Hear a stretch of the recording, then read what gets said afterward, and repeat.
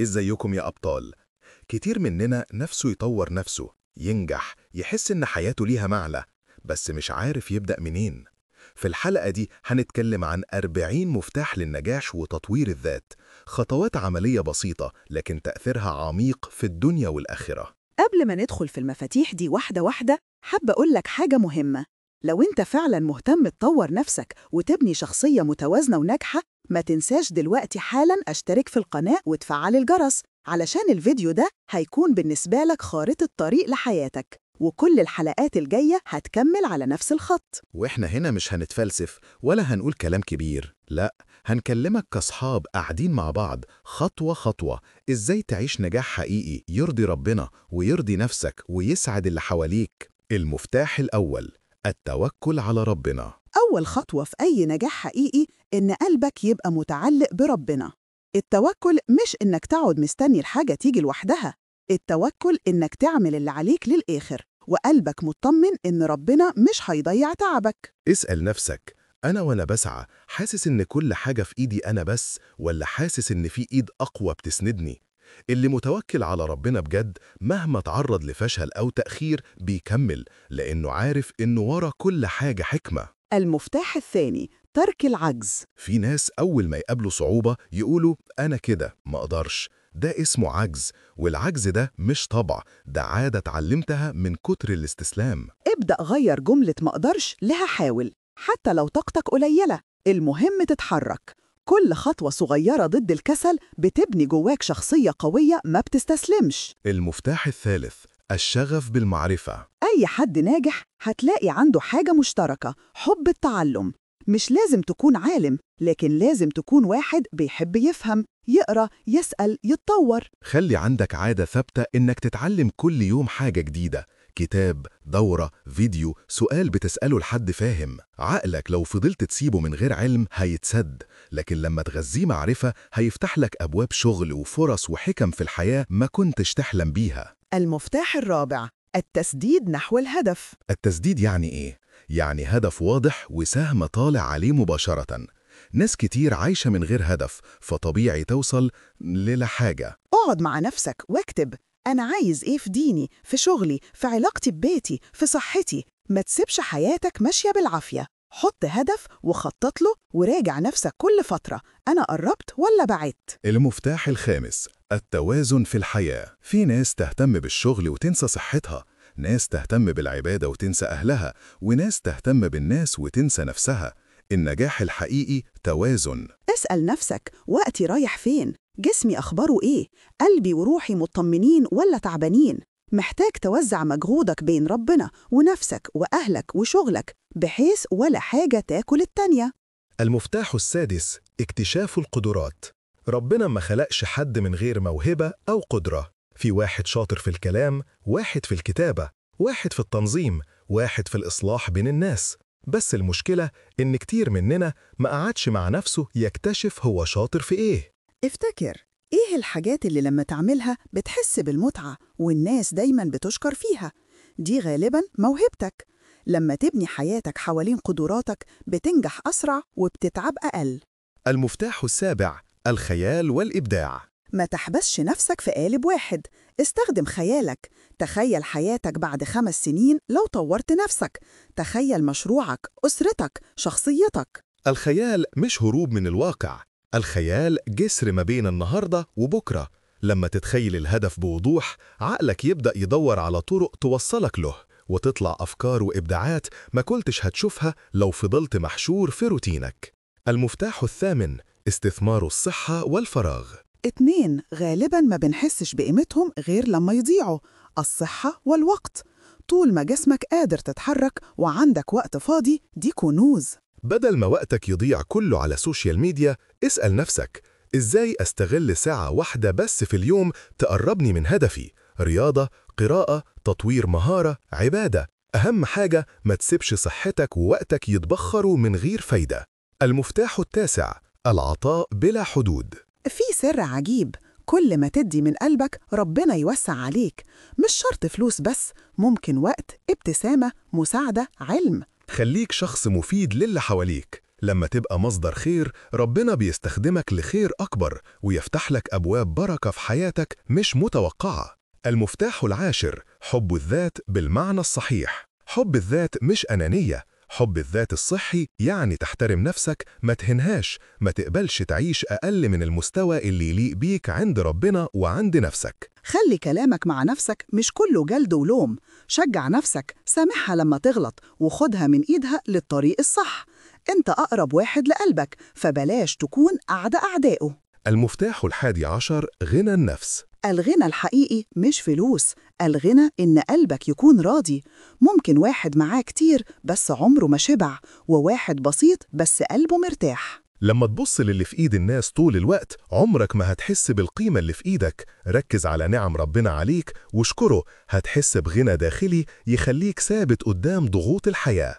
المفتاح الثاني عشر: المداومة على الإنجاز ولو قليل. مشكلتنا إننا عايزين نقفز قفزات ضخمة، فإما نعمل كل حاجة مرة واحدة يا إما ما نعملش خالص. السر الحقيقي في التطوير هو الاستمرار. اعمل لنفسك أعمال صغيرة يومية: 10 صفحات قراءة، ربع ساعة رياضة، ذكر بسيط، لكن ما تقطعش. القليل المستمر أحسن من الكثير المتقطع.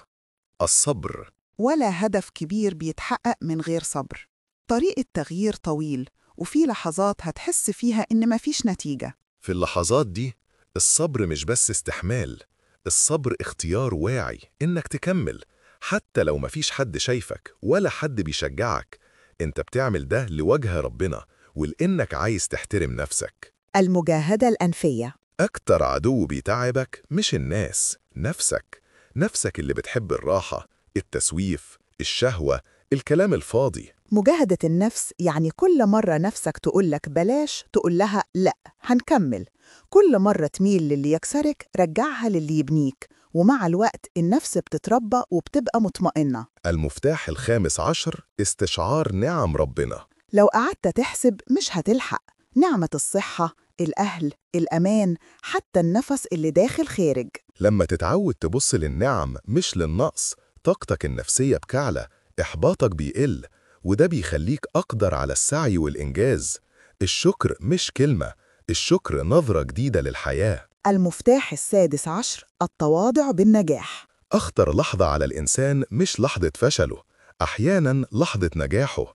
النجاح ممكن ينفخ إيجو الإنسان، يخليه يتكبر ويتعالى. خليك فاكر دايماً اللي وصلت له ده من فضل ربنا، ثم تعبك، فتواضع، ساعد غيرك، واستحي من ربنا إنك تستخدم نجاحك في غرور أو إذلال الناس. المفتاح السابع عشر: الاستمتاع بالدنيا والآخرة. ربنا ما طلبش مننا نعيش حياة كئيبة، المطلوب إننا نعيش حياة حلوة بس في طريق يرضيه. استمتع بعيلتك، بأصحابك، برحلاتك، بهواياتك، بس من غير حرام ومن غير ما تنسى آخرتك. التوازن إنك تعيش الدنيا كزرعة والآخرة هي الحصاد. المفتاح الثامن عشر: قوة الطموح. ما تحطش لنفسك سقف واطي. المؤمن لازم يكون طموحه عالي في العلم، في الأخلاق، في الأعمال النافعة. أسأل نفسك، لو ما كانش فيه خوف كنت هتحلم بإيه؟ اكتبه وحط له خطة وخليك طموح، بس ما يبقاش طموحك منفصل عن رضا ربنا. المفتاح التاسع عشر: الرفق. الرفق مش ضعف، الرفق قوة متحكمة. إنك تعرف تقول لأ بهدوء، وتنصح من غير تجريح، وتربي من غير عنف. كل ما زاد الرفق في بيتك، في شغلك، في أسلوبك مع الناس، زاد حبهم ليك وزادت بركة ربنا في علاقاتك. المفتاح العشرون: التفاؤل. التفاؤل مش وهم، التفاؤل إنك تشوف الأمل وسط المشاكل، تبص للمستقبل بعين اللي واثق في ربنا. خلي جواك دايما كلمة يمكن ربنا كاتب لي حاجة أحسن. النظرة دي بتحميك من اليأس وبتديك طاقة تكمل أسهل من غيرك. المفتاح الحادي والعشرون: عدم الاستعجال. المرأة كل حاجة وليها وقتها، اللي بيستعجل النتائج بيتعب وبيحبط بسرعة.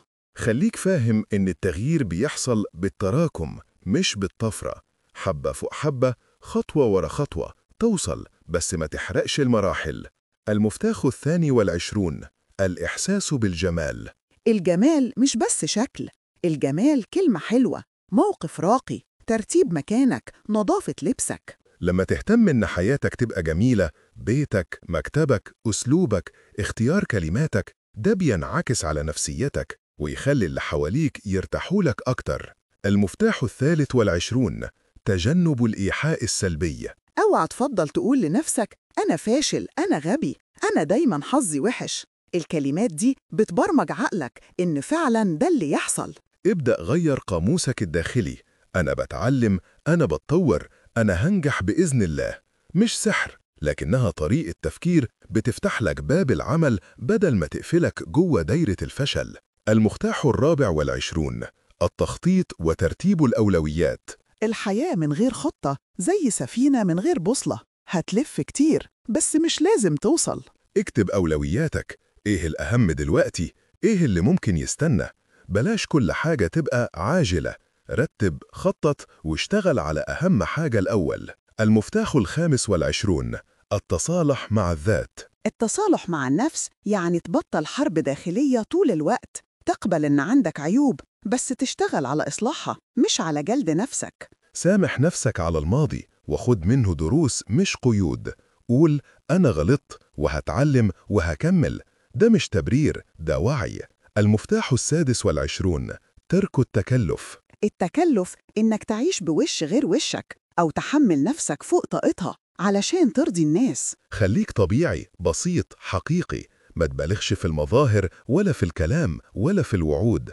البساطة بتخلي حياتك أهدى وعلاقاتك أصدق. المفتاح 27 التحكم بالنفس. قوتك مش في إنك ترد بسرعة ولا تعلي صوتك، قوتك في إنك تعرف تتحكم في غضبك، في شهواتك، في قراراتك. قبل ما تاخد قرار كبير استنى وفكر واستخير، وقبل ما ترد في لحظة عصبية اسكت شوية. ده اسمه ذكاء عاطفي، وده أساس نجاح كبير في الحياة. المفتاح 28 التعبير عن المشاعر. مش كل كتمان قوة، أحياناً الكتمان بيكسر جوه. المهم إزاي تعبر. قول لمراتك أو لزوجك أو لأولادك بحبكم، مبسوط بيكم، زعلان من الموقف ده. عبر باحترام من غير تجريح، من غير صريخ. المشاعر اللي بتتقال صح بتصلح قلوب كتير. المفتاح 29 النظرة المستقبلية. ما تعيش للحظة بس، فكر القرار ده هيأثر إزاي على حياتي بعد 5 سنين؟ الكلام اللي بقوله لأولادي دلوقتي هيبني فيهم إيه قدام؟ النظرة المستقبلية بتخليك ما تضيعش عمرك في حاجات تافهة وتستثمر طاقتك في اللي ليه قيمة حقيقية بعدين. المفتاح 30 المرونة. مش كل خطة هتمشي زي ما انت راسم. المرونة إنك لما الظروف تتغير تعرف تغير أسلوبك بس من غير ما تغير مبادئك. الشخص المرن ما بيتكسرش، بيتني شوية ويرجع يقوم تاني من زاوية مختلفة. المفتاح 31 السهولة وترك التعقيد. بعضنا بيعقد الحياة على نفسه وعلى اللي حواليه، في الطلبات، في الكلام، في القوانين اللي ملهاش لازمة. اسأل نفسك دايما، ينفع أعملها أبسط من كده؟ خلي تعاملاتك سهلة، قراراتك واضحة، كلامك مباشر. البساطة راحة ليك ولغيرك. المفتاح 32 الإيجابية. الإيجابية مش تجاهل المشاكل، الإيجابية إنك تشوف المشكلة وتعترف بيها، بس كمان تدور على حل مش على شماعة. خليك دايما جزء من الحل مش جزء من المشكلة. بدل ما تقول الدنيا وحشة، اسأل أنا أقدر أعمل إيه كويس وسط الدنيا دي. المفتاح 33 أن تكون ملاذا آمنا للمجتمع. الناس محتاجة حواليها حد لما تقعد معاه تحس بالأمان، مش بالخوف من النميمة ولا من الخيانة ولا من السخرية. خليك الشخص اللي الناس تطمن وهي بتحكي له، اللي ما يفضحش ولا يبهدل ولا يستغل أسرار حد. كده أنت بتبقى ملجأ أمان للي حواليك.